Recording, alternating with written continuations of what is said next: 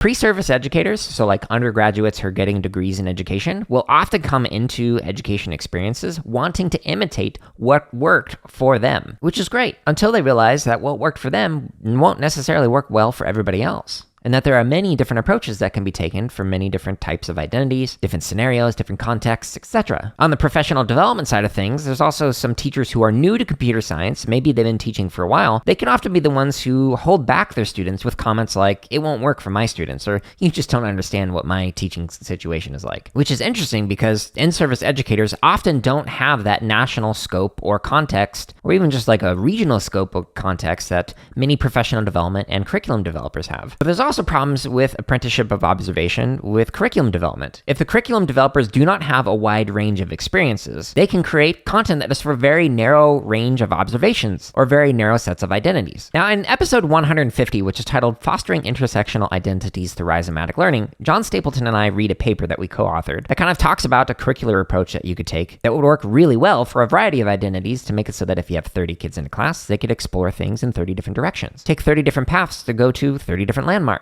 Create 30 different types of projects, etc. Or to follow a well-worn path. It's up to the students, rather than to a curriculum developer who has never met the student. This excerpt of the CSK8 podcast is from episode number 202, which is titled The Apprenticeship of Observation and Computer Science Education.